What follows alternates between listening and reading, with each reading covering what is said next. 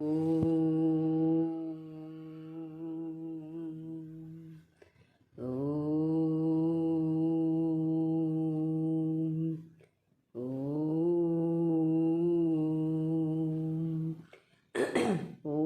सहनाववतु सहनौ भुनक्तु सह वीर्यं करवावहै तेजस्विनावधीतमस्तु मा विद्विषावहै।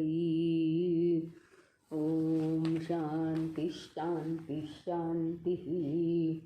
गुरुर्ब्रह्मा गुरुर्विष्णु गुरुर्देवो महेश्वरः गुरुरेव परं ब्रह्म तस्मै श्री गुरवे नमः। ओम पार्थाय प्रतिबोधितां भगवतां नारायणेन स्वयं व्यासेन ग्रथितां पुराणमुनिना मध्ये महाभारतम् अद्वैतामृतवर्षिणीं भगवतीम् अष्टादशाध्यायिनीम् अम्ब त्वामनुसन्दधामि भगवद्गीते भवद्वेषिणीम्। नमोऽस्तु ते व्यासविशाल उल्लारविन्दायतपत्रनेत्र येन त्वया भारततैलपूर्णः प्रज्वालितो ज्ञानमयः प्रदीपः प्रपन्नपारिजाताय स्तोत्रवेत्रैकपाणये ज्ञानमुद्राय कृष्णाय गीतामृतदुहे नमः। सर्वोपनिषदो गावो दोग्धा गोपालनन्दनः पार्थो वत्स सुधीर्भोक्ता दुग्धं गीतामृतं महत् वसुदेवसुतं देवं कंसचाणूरमर्दनं देवकी परमानन्दं कृष्णं वन्दे जगद्गुरुं। कृष्णं वन्दे जगद्गुरुं। आपण परवा श्लोक 11 पर्यंत बघितलं होतं. त्या 10व्या श्लोकात एक नवीन कन्सेप्ट दिलंय, याम. याम याम हा जो काळ मोजण्याचा कन्सेप्ट आहे हा पूर्वी होता आणि तो विशेषतः अन्नासाठी तो वापरला जात असे. आणि मग श्लोकामध्ये असं आहे, यात यामम गतरसम. यात यामम गतरसम म्हणजे एक याम जो आहे तो याम आहे 3 तासांचा. कारण 24 तासाचे 8 विभागात विभाजन केले. एक याम 8 याम आहेत. एक याम हा 3 तासांचा आहे. आता हे एवढ्यासाठी सांगितलं आहे की सायन्सने असं म्हणे सिद्ध केलं आहे की 3 तासानंतर 3 तास झाले की डोळ्यांना न दिसणारे पण अतिसूक्ष्म जंतू, अतिसूक्ष्म जर्म्स कोणत्याही ओल्या बनवलेल्या अन्नात तयार व्हायला सुरुवात होते.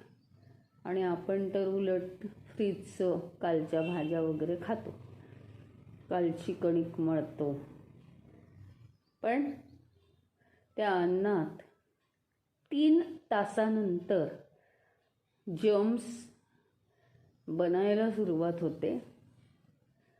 तर आता सगळ्यांना सगळंच चालतं, कारण दर 3 तासांनी अन्न बनवायचं म्हणजे एक तिथेच कायमची एक बाई पाहिजे. तेही आपण करू शकत नाही. पण या अन्नाला त्यांनी काय म्हटलेलं आहे माहिती का? पूतम. काय आहे माहिती का? अतिसूक्ष्म विचार केलाय. 3 तासामध्ये माणसाचे विचार सुद्धा बदलतात आणि आजूबाजूच्या वातावरणावर परिणाम होतो. त्यामुळे त्या अन्नामध्ये त्यामुळे त्या अन्नामध्ये आजूबाजूचे विचार मिक्स होतात. म्हणून ताजं अन्न कशाला म्हणायचं? आत्ता गरम गरम खाऊन टाकून दिलेलं अन्न संपलं. आत्तापुरतं करायचं, पण त्याला मग तिथे बाई 24 तास उभी पाहिजे. तरीसुद्धा लोक जेव्हा पाहिजे तेव्हा पोळ्या लाटतात. आत्ता आत्ता तव्यावरची पोळी गरम गरम.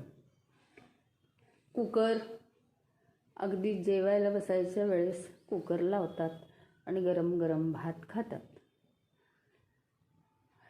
तर याचा फायदा एवढाच आहे की त्याच्यात जर्म्स नसतात.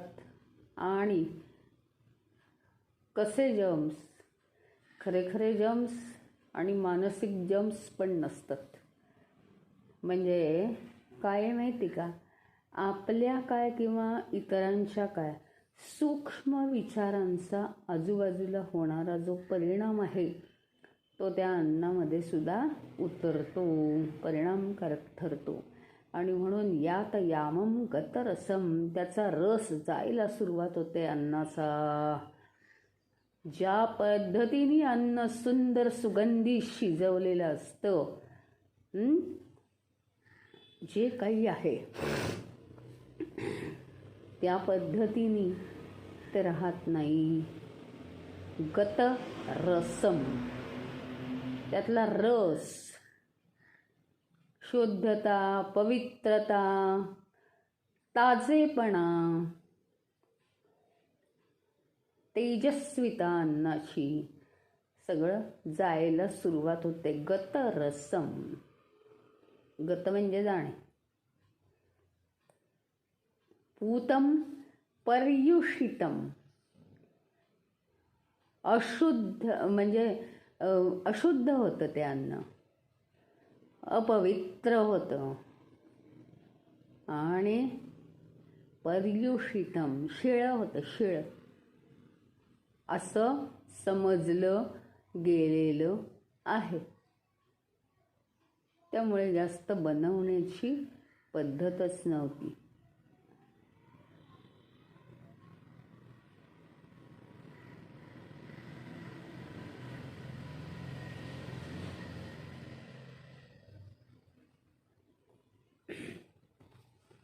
हा एक नवीन कन्सेप्ट, पण हा जोडलाय त्यांनी ह्याला तामसिक लोकांना, की जर तुम्ही असं अन्न खाता आणि हे सगळं म्हणजे नियम पाळत नाही तर मात्र तुम्ही कोण आहात? तामसिक लोक आहात, स्पष्ट सांगितले. किंवा तामसिक लोक असं अन्न खातात. त्याच्यानंतर मला वाटतं 11वाही श्लोक झालेला आहे. अफलाकांक्षिभिर्यज्ञः विधिदृष्टो य युज्यते यष्टव्यमेवेति मनः समाधाय स सात्विकः. अफलाकांक्षिभिः, फळाची कांक्षा करू नये. ती जर केली तर काय काय होतं? विधिदृष्टो, हा जो आपण विधियुक्त केलेला यज्ञ आहे. विधियुक्त म्हणजे काय? आपण जे जे कर्तव्य कर्म करतो ते योग्य पद्धतीने झालं पाहिजे अशाच पद्धतीने करतो, तर विधियुक्त म्हणायचं त्याला. पद्धतशीरपणे केलेलं कर्म. हां,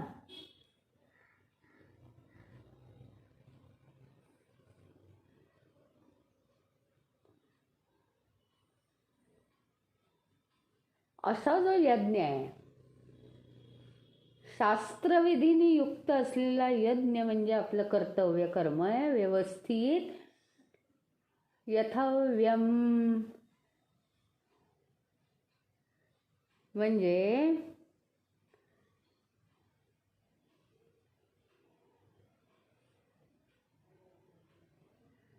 मला तो तसाच केला पाहिजे असं मनाचं समाधान झालं पाहिजे.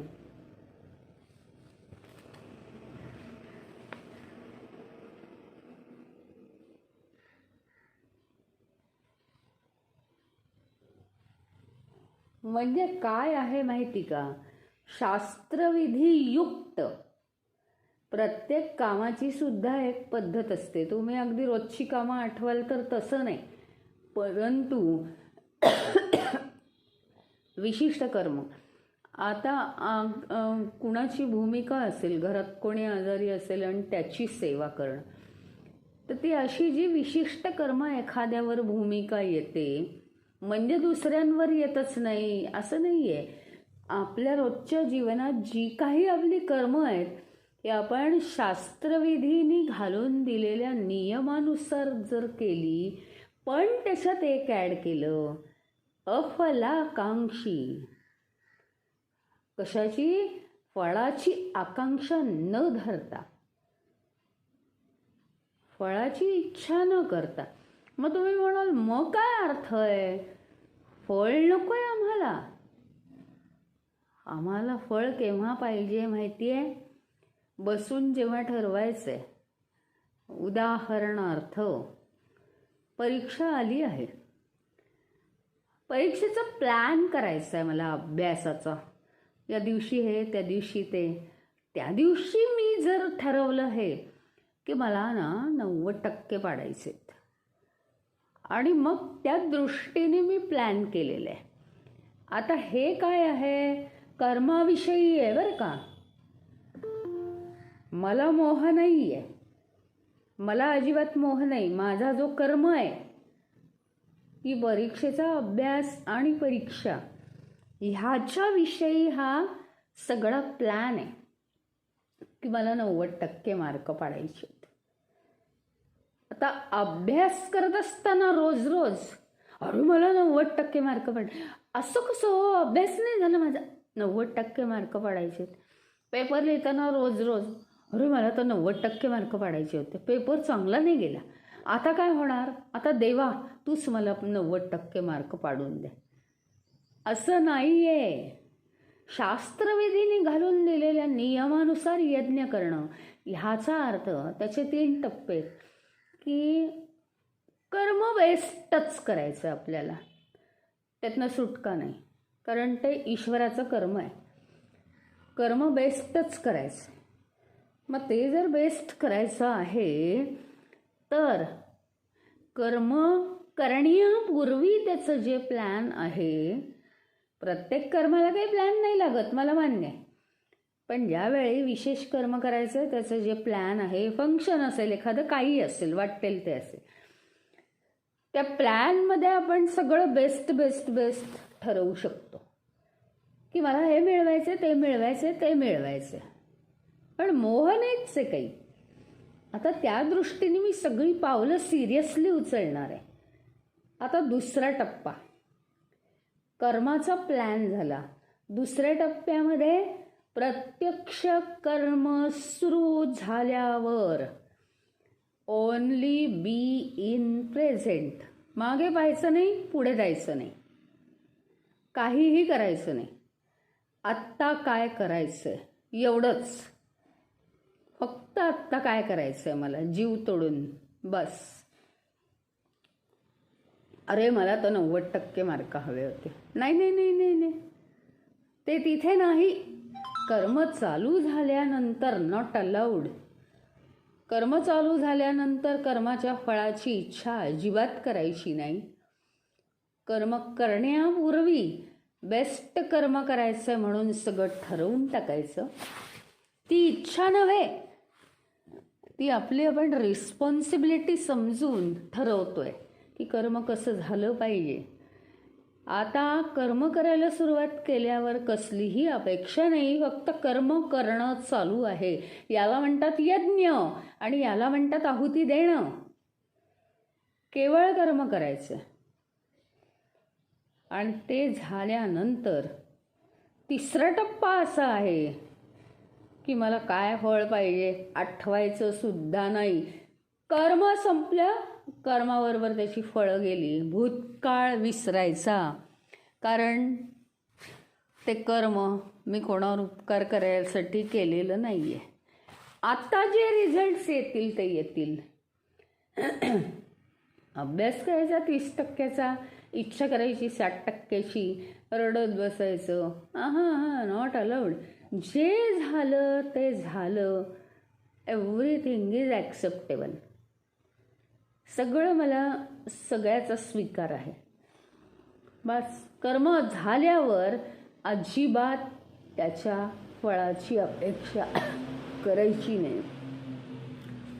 आता मी एवढा छान अभ्यास केला, मला एवढे मार्क मिळाले पाहिजेत आणि मग ते मिळाले नाही, मग रिचेकिंगला टाकू का, अमकं करू का, तमकं करू. व्यवहार तुम्ही सगळे करा, पण त्याच्यामागे जी खटपट, दुःख होणं माझं नशीबच असलं आहे. नाही, कर्म संपलं की समष्टीच्या हातात आहे सगळं. मग आपण काही नाही करू शकत. फक्त कर्म करणं आपल्या हातात आहे. हा एक फार मोठा श्लोक आहे. कर्म करणं हाच तुझा अधिकार आहे. मग ते कर्म कसं करायचं, कर्म किती छान करायचं, हे सगळं तू ठरवू शकतो. फळाचा अधिकार नाही. ते फळ मिळतंच, ज्यांनी केलं आहे त्याला ते फळ मिळतंच, पण फळाचा विचार करायचा नाही. अशा 3 टप्प्यात हा जो यज्ञ आहे, हा शास्त्रविधीनुसार म्हणजे आत्ता सांगितल्यानुसार जर तो 3 टप्प्यात यज्ञ केला तर काय होईल? तो यज्ञ सात्विक होईल. तो यज्ञ सात्विक होईल.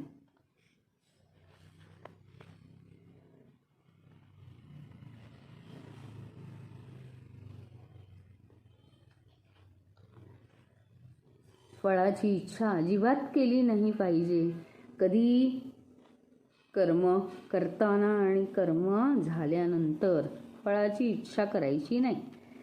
कर्म करताना फक्त कर्मच करायचे आणि कर्म झाल्यानंतर हातात जे नाही आहे त्या फळाची इच्छा करायची नाही.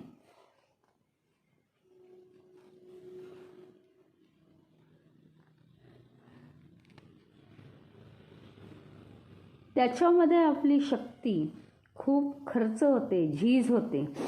भविष्यकाळाची चिंता हे वाया घालवणे, जीवन वाया घालवणे.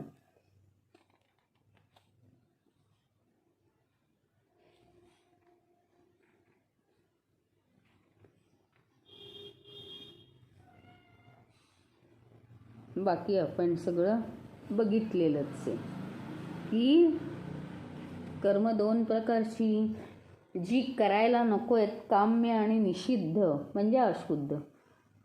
काम्य म्हणजे इच्छेप्रमाणे सतत आईस्क्रीम खावं असं वाटलं खाल्लं, झोपावं असं वाटलं झोपलं, फिरावं असं वाटलं फिरलं.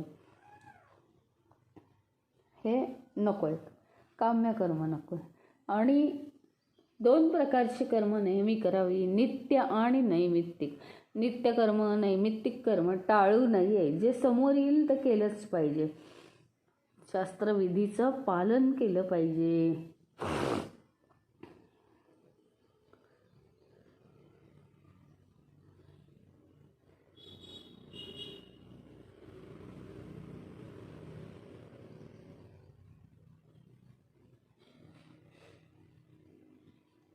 आणि हा जो यज्ञ आहे, यज्ञ ह्याचा अर्थ काय? आपली कर्तव्य कर्म, नित्य नैमित्तिक कर्म करणं. दिवसभर काम आहे म्हणून जीवन पुढे चाललंय.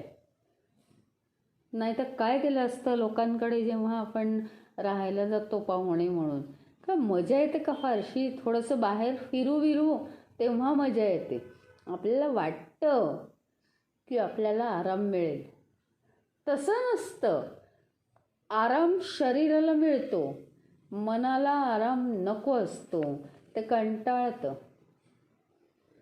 सगळं बॅलन्स राहण्यासाठी आपल्याला आपला नित्य कर्म आणि नैमित्तिक कर्म नावाचा आपला यज्ञ चांगल्या रीतीने पूर्ण झाला पाहिजे.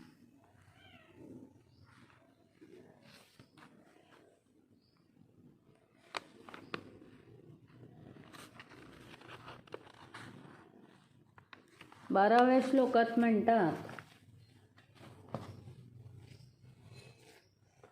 अभिसंधाय तु फलं दंभार्थमपि चैव यत् इज्यते भरतश्रेष्ठ तं यज्ञं विद्धि राजसम्.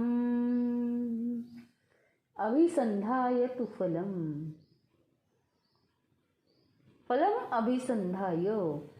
अभिसंधाय म्हणजे इच्छा ठेवून,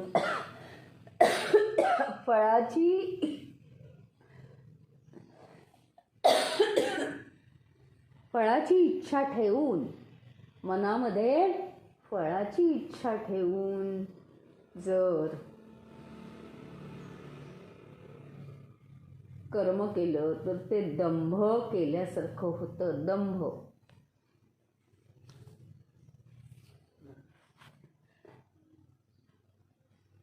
आणि अशा प्रकारचं जे लोक कर्म करतात फळाची इच्छा ठेवून, असे पण लोक आहेत की नाही? आहेत. आता हे जे सांगितलं फळाची इच्छा ठेवू नका, हे गीतेचा अभ्यास करणारे, पण ज्यांना मोह करायचा आहे त्यांना गीता नाही आवडत. त्यामुळे सगळेच लोक फळाची इच्छा न ठेवता करणार नाहीत. जे लोक फळाची इच्छा ठेवून करतात कर्म, की मला हे मिळणार आहे, मला ते मिळणार आहे, म्हणजे कर्म करताना सुद्धा मोह करतात, ते राजसिक लोक म्हणावेत.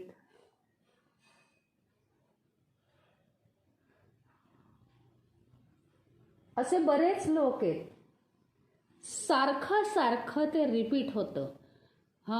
मला इतके पैसे पाहिजेत, त्याच्यामुळे मला हे काम केलं पाहिजे. किती तारखेच्या आत? मला हे इतके पैसे पाहिजेत. म्हणजे त्याच्यामुळेच त्यांना प्रेरणा मिळते. असे कित्येक लोक आहेत जगामध्ये की जे कर्म करत असताना सुद्धा सारखी फळाची इच्छा ठेवतात. दुसरं म्हणजे काय माहिती का? फळाची इच्छा ठेवतात इथपर्यंत ठीक आहे, पण ते सारखे म्हणजे एक्साइटेड असतात राजसिक लोक.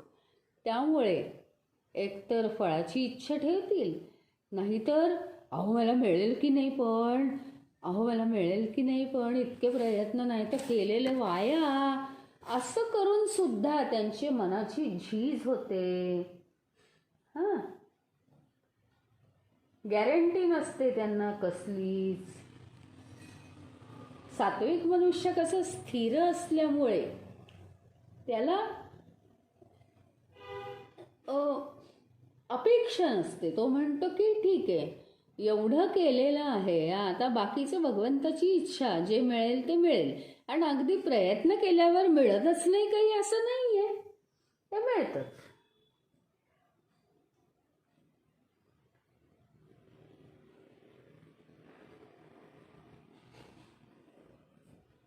ही जी राजसिक माणसं आहे ती काय सारखं काहीतरी मिळवण्यासाठी कर्म नाही करत बरं का, तर ती स्वतःचं प्रदर्शन करण्यासाठी कर्म करतात. म्हणजे मी किती बुद्धिमान आहे, मी किती सधन आहे, मी किती हे आहे, हुशार आहे, हे दाखवण्यासाठी सारखं मोठेपणाने प्रेरित होऊन ते यज्ञ करतात. परंतु इतकं एक्साइटेड मिरवायचं असतं त्यांना स्वतःला. असेच लोक जास्त आहेत. त्यांची कर्म दिव्य नाहीत हे लक्षात ठेवा. कारण त्याच्यात मी आहे, मी अहंकेंद्रित कामना आहेत त्यांच्यामध्ये.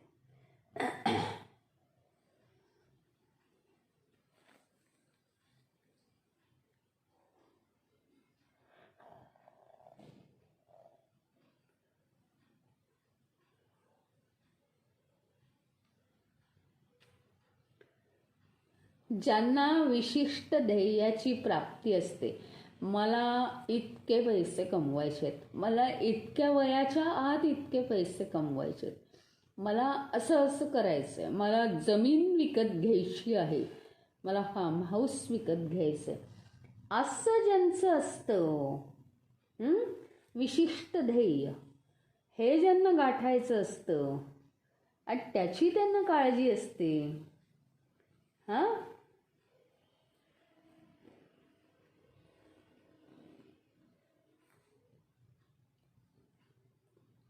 हे सगळं कशासाठी आहे? तर अहंकार दाखवण्यासाठी, अहंकाराचं समाधान होण्यासाठी. आणि हे जी जी कर्म आहेत त्यांना राजस कर्म म्हणावं. विधिहीनमसृष्टान्नम मंत्रहीनमदक्षिणम श्रद्धा विरहितं यज्ञं तामसं परिचक्षते. कोणते यज्ञ तामस आहेत? कोणत्या यज्ञांना तामस म्हणायचं? शास्त्रविधीनुसार जे नाहीत, ज्या यज्ञांमध्ये थोडंसंही अन्नदान केलेलं नाही, त्याच्यानंतर मंत्ररहित आहेत,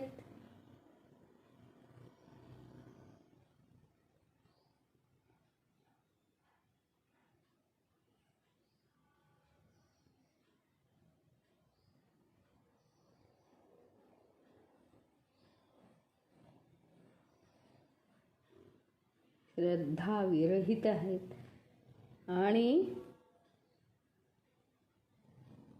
असे जे यज्ञ आहेत त्यांना तामस यज्ञ म्हणतात, ज्याच्यामध्ये अजिबात श्रद्धा नाही आहे.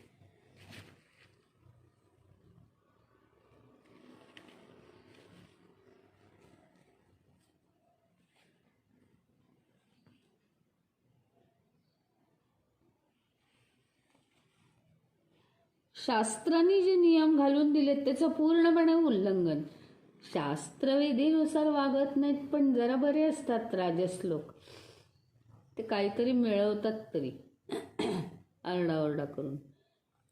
पण हे अगदी त्यांची कशावरच श्रद्धा नाही, दुसऱ्याला समाधान देण्यात श्रद्धा नाही. या राजस लोकांना निदान हे तरी वाटतं की मी थोडासा प्रसिद्ध व्हावा, लोकांना धरून ते वागतात तरी. पण या ह्यांचं तसं नसतं. तामसिक लोकांचं त्रासच आहे म्हणजे सगळ्याच्या दृष्टीने.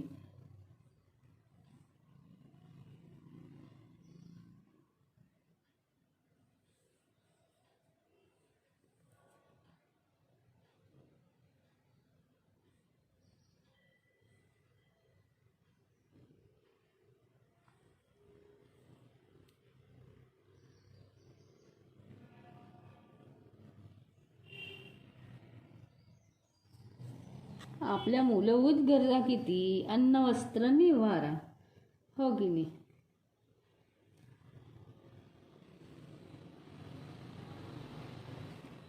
शारीरिक विकास अन्नाने होतो, त्याचप्रमाणे मानसिकही विकास होतो. अन्नामुळे प्रेम सुद्धा वाढतं.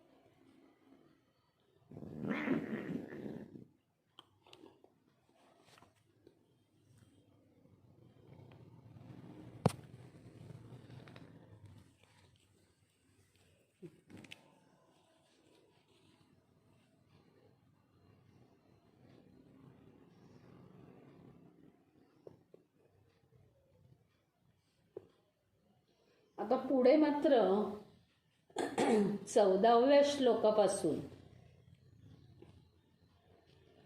आत्तापर्यंत काय काय दिलेलं आहे? यज्ञ. आपले 3 विषय आहेत ना, यज्ञ तपदान. त्यांनी काय केलं, पुन्हा एकदा डिटेल सांगण्यासाठी यज्ञ हा विषय घेऊन सत्वरजतम सत्वरजतम सत्वरजतम असं दिलेलं आहे. तर तो विषय आता इथे समाप्त झालेला आहे 13व्या श्लोकामध्ये. आणि पुढे असं आहे की तप म्हणजे खरोखरी काय. आता ते तप जे आहे, नंबर 2चा आपला मुद्दा,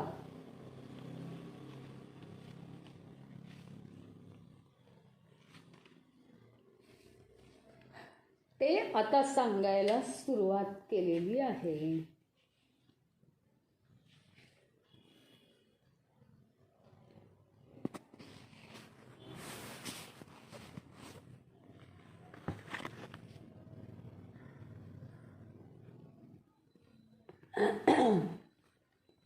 काय म्हणतात ते 14व्या श्लोकात?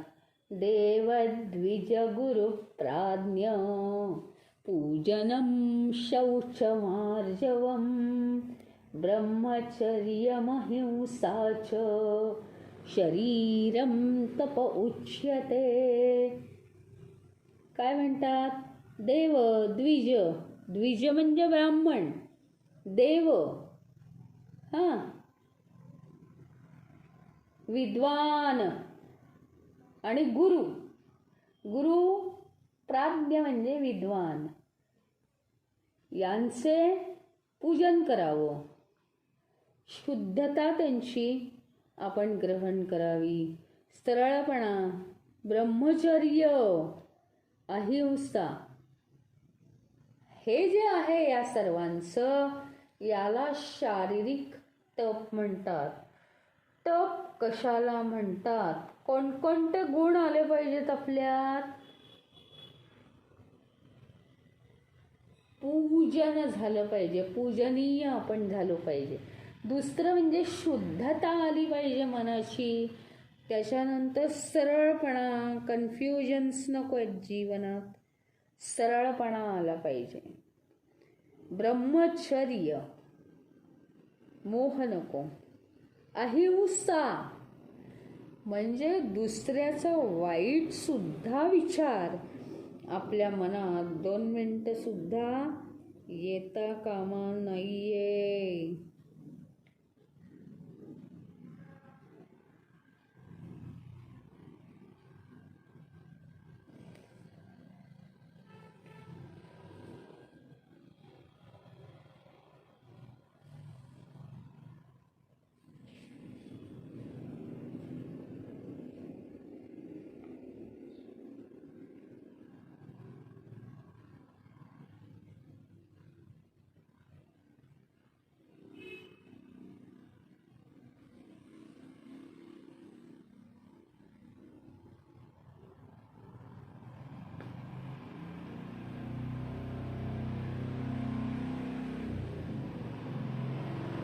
कोणाकोणाचं पूजन करायला सांगितलं?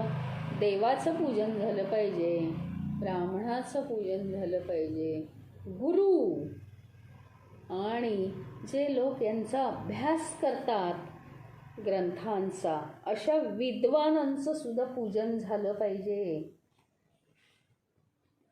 मनाची शुद्धता, ब्रह्मचर्य, अहिंसा. अहिंसा शारीरिक मानसिक पातळीवर, बॉडी लँग्वेजवर, नुसत्या डोळ्यांनी सुद्धा आपल्याला द्वेष दाखवता येतो, पण ते योग्य नाही आहे.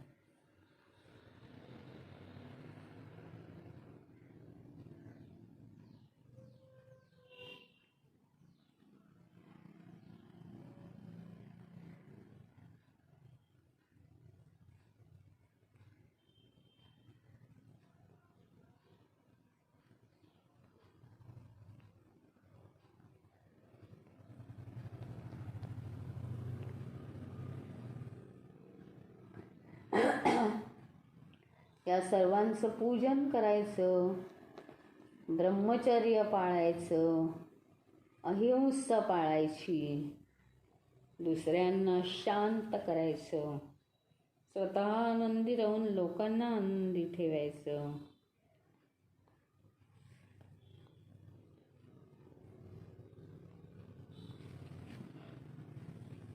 आता देवद्विज, गुरु, विद्वान यांचं पूजन का करायचं? यांचं पूजन आपण का करावं? तर एक तर ते पूजनीय आहेतच.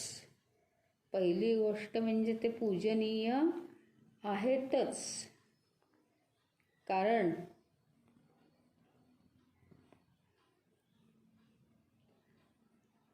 ते गुणवान आहेत.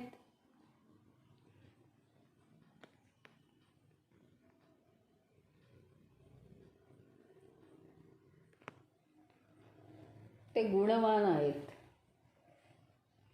ते मोठे आहेत. जे आम्ही नाही मिळवू शकत ते त्यांनी मिळवलंय. आणि म्हणून आम्ही लहान आहोत आणि आम्हाला मोठ्या गुण मिळवायचे आहेत, हा भाव मनात येण्यासाठी यांचं सर्वांचं पूजन आपण करायचं आहे. आणि मनातून त्यांचे सर्व गुण हे परमेश्वरा आमच्यातही येवो अशी परमेश्वराला प्रार्थना करायची आहे.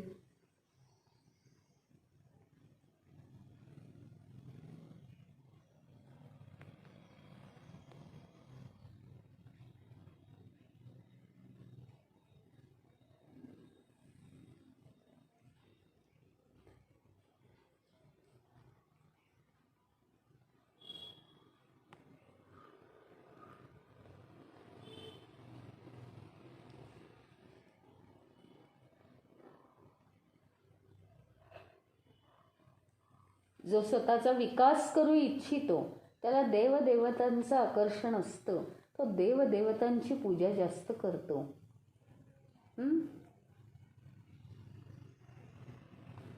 आणि उरलेले लोक द्विज म्हणजे ब्राह्मण. याचा अर्थ दोनदा जन्मलेली कोणती पण माणसं एकदा खऱ्या अर्थाने ते जन्म घेतात आणि दुसऱ्यांदा ते हे सगळं शास्त्र समजावून घेतात. त्याला म्हणायचं त्यांचा दुसरा जन्म.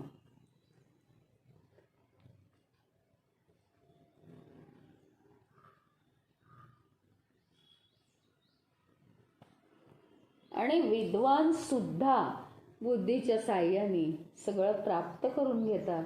त्यामुळे त्यांची शक्ती आमच्यामध्ये यावी म्हणून त्यांचं पूजन करायचं.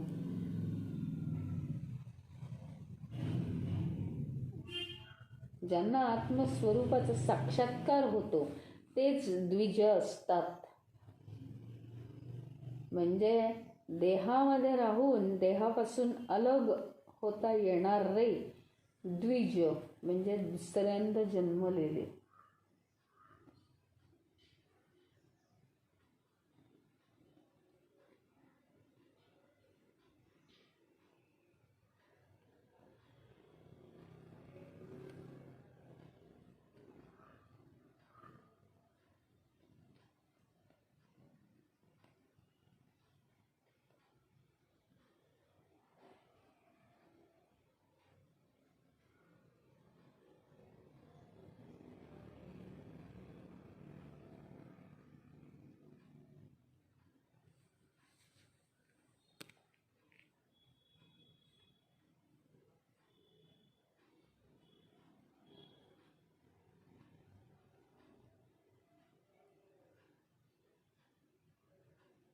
दुसरा जन्म म्हणजे काय असतं माहिती का? स्वतःचा विकास घडवून आणणं म्हणजे दुसरा जन्म.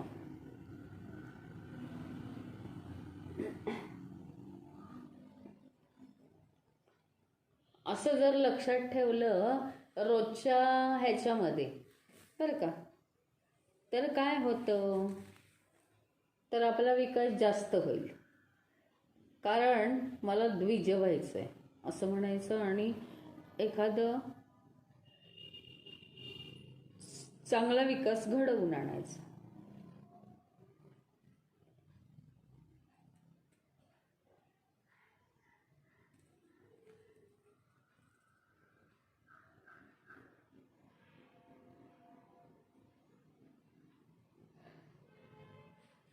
आणि समष्टीचा तर परिणाम आपल्यावर होतोच आहे, त्या आधीच समजावून घ्यायचं.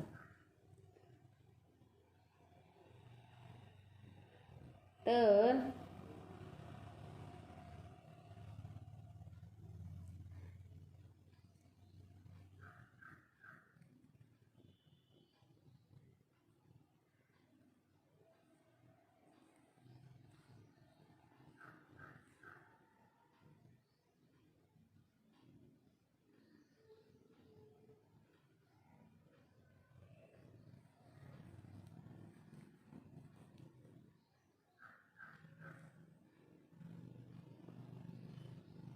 जर तुम्हाला असं म्हटलं की एक लोखंड घेतलं आणि ते नेलं ह्याच्याजवळ, चुंबकाजवळ, आणि ते ठेवलं त्याच्या संपर्कात, तर थोड्या वेळाने त्या लोखंडाला दुसरं लोखंड चिकटतं.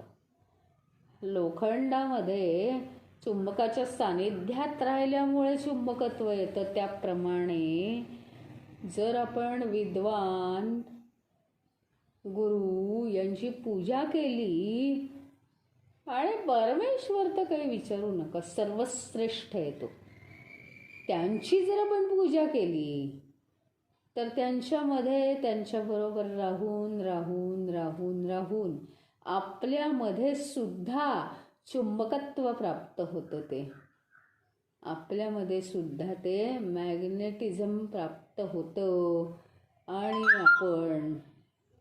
आणि आपण विकासाकडे खेचले जातो.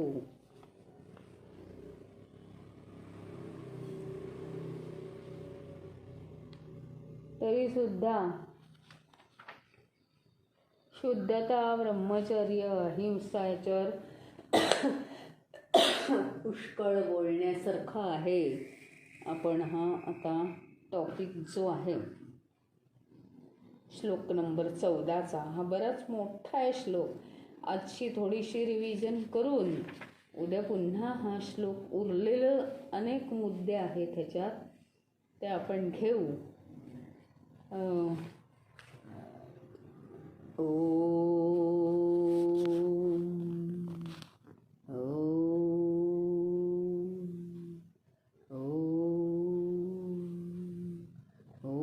पूर्णमदः पूर्णमिदं पूर्णात् पूर्णमुदच्यते पूर्णस्य पूर्णमादाय पूर्णमेवावशिष्यते. ओम शांति शांति शांति. हरि ओम. श्री गुरुभ्यो नमः. हरि ओम.